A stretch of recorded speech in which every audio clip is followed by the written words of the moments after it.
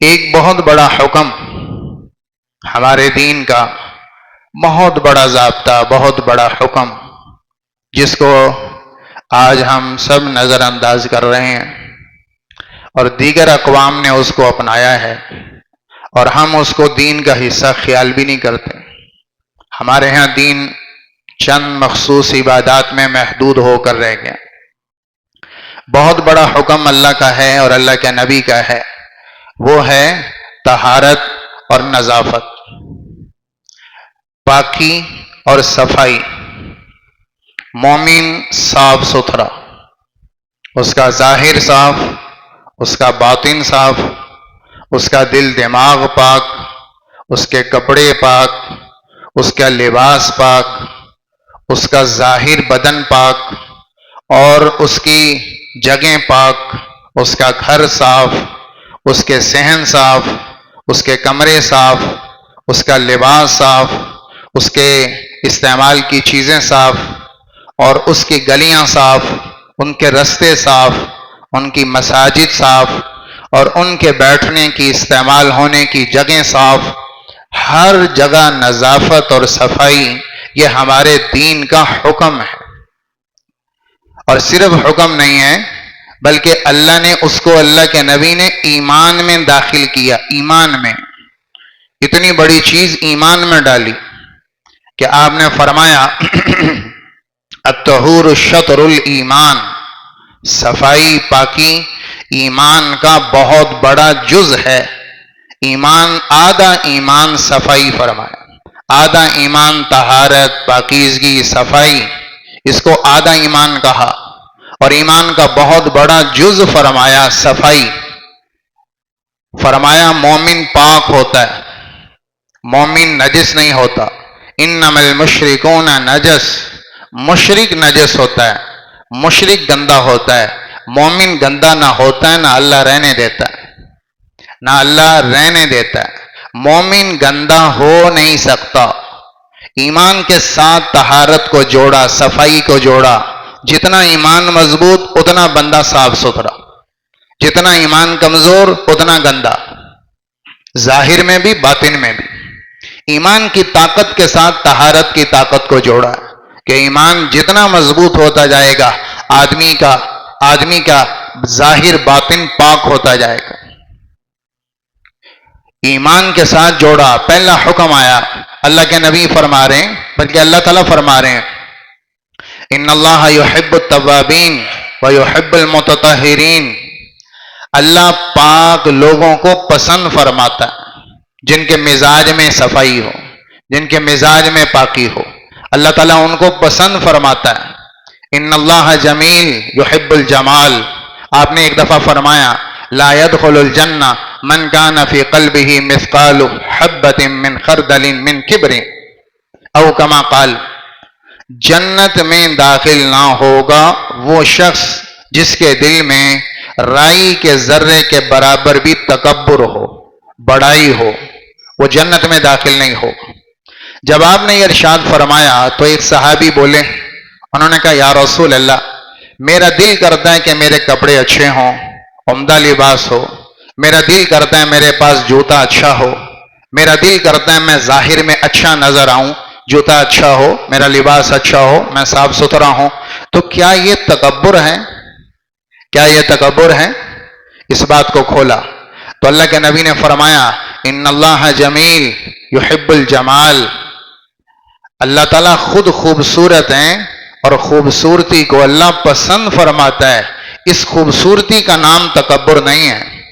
ولیکن الکبر بطر الحق وغمط الناس۔ تکبر کہتے ہیں حق کو جان بوجھ کر انکار کرنا، سمجھ کر بھی، اور حق کے آگے گردن نہ جھکانا اور لوگوں کو حقیر سمجھنا، چھوٹا سمجھنا، اپنے آپ کو دل میں بڑا خیال کرنا، اس کو تکبر کہتے ہیں۔ اچھا لباس پہننا تکبر نہیں۔ بتایا کہ تکبر صفت دل کی ہے، لباس کی نہیں۔ ظاہر بدن کی صفت تکبر نہیں ہے۔ آپ کا لباس اچھا، آپ کا کپڑا اچھا، آپ کی گاڑی اچھی، آپ کا مکان اچھا اور آپ کے استعمال کی چیزیں اچھی ہوں، یہ تکبر نہیں ہے. تکبر دل کی صفت ہے کہ اگر آپ لوگوں کو حقیر سمجھتے ہیں، کمتر سمجھتے ہیں اور اپنے آپ کو بڑا سمجھتے ہیں تو یہ دل میں تکبر کی صفت ہے. ظاہر کا پاک ہونا، صاف ہونا مسلمان کی شان ہے. مومن ناپاک نہیں ہوتا اور مومن گندا نہیں ہوتا. ایک صحابی کو آپ نے دیکھا بال بکھرے پڑے، پرا گندا، کنگھی نہیں کی ہوئی اور حالت عجیب، تو اللہ کے نبی غضبناک ہو گئے اور آپ نے فرمایا بھئی تیرے پاس کوئی کنگھی شنگھی نہیں کہ تو اپنے بالوں کو سدھار لے، سنوار لے؟ انہوں نے کہا جی ہے یا رسول اللہ.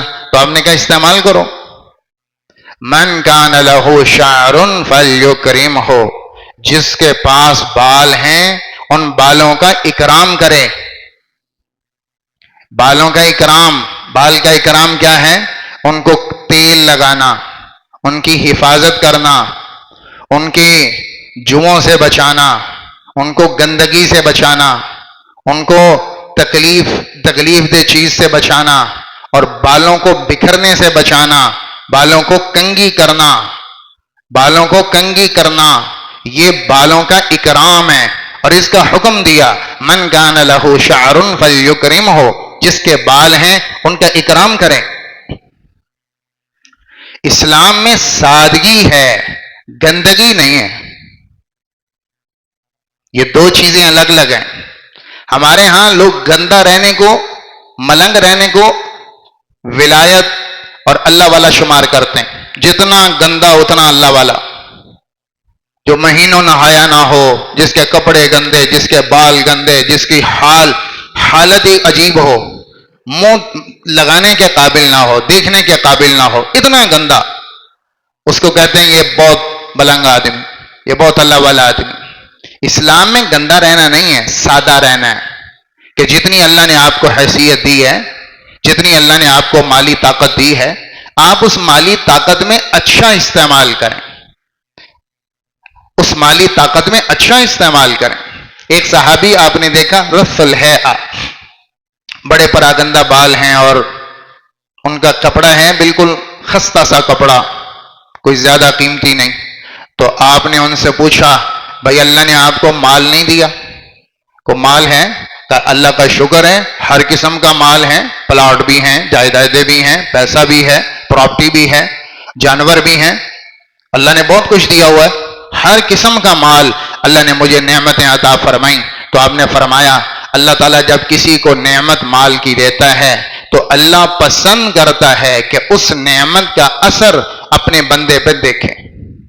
وہ نعمت کا اثر نظر آنا چاہیے. اگر مال ہے تو شکل سے پتہ چلے مالدار ہے.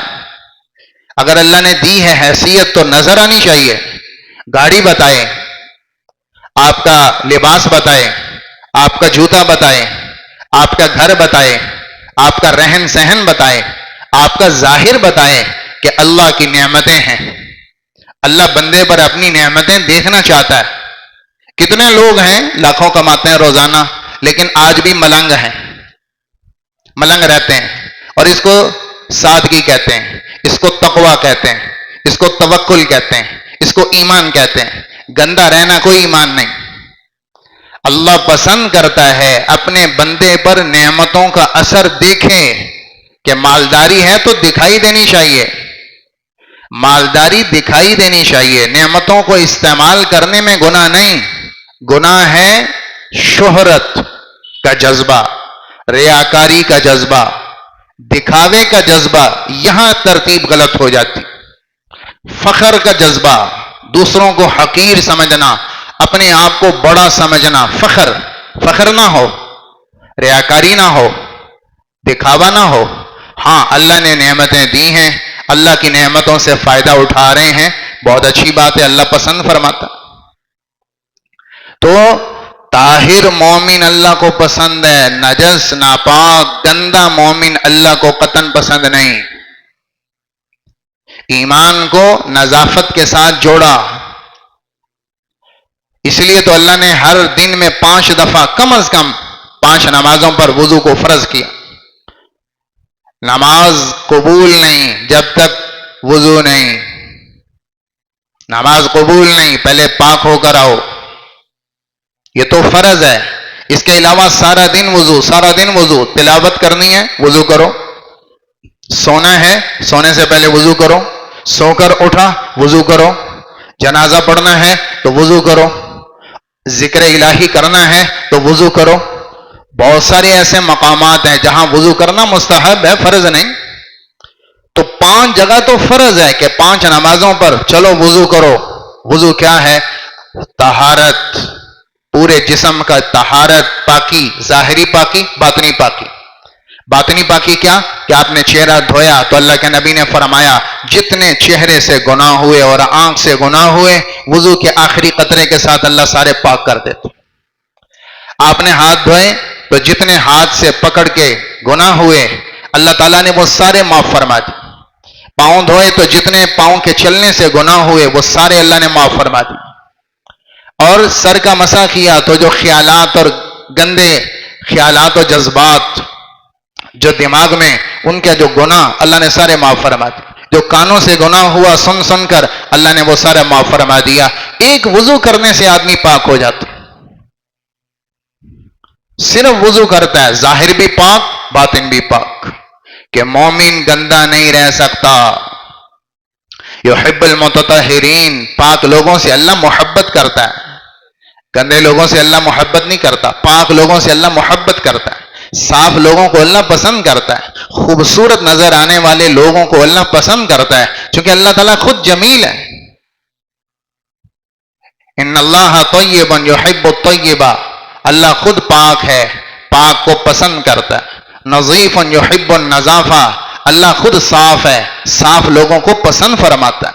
کریم یحب الکرم، اللہ خود کریم ہے، کرم کو پسند کرتا ہے۔ جواد یحب الجود، اللہ خود سخی ہے، سخاوت کو پسند فرماتا ہے۔ تو اللہ کے نبی نے یہ ساری بات کر کے فرمایا فَنَزِّفُوا أَفْنِيَتَكُمْ، اپنے گھروں کو پاک صاف رکھا کرو، وَلَا تَشَبَّهُوا بِالْيَهُودِ، اور یہودیوں کے ساتھ مشابہت اختیار نہ کرو کہ یہودیوں کے گھر گندے ہوتے ہیں۔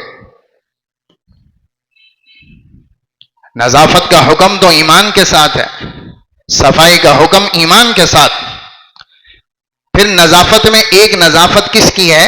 ظاہر کی، بدن آپ کا پاک، روزانہ وضو کروایا، غسل اگر ہو جائے وَإِن كُنتُمْ جُنُبًا فَطَّهَّرُوا، اگر غسل ہو گیا فرض تو پھر پاک کروایا، نہیں تو اللہ کے نبی نے فرمایا 7 دن میں کم از کم مسلمان پر ایک غسل کرنا واجب، حق ہے اس کا کہ 7 دن میں غسل کریں۔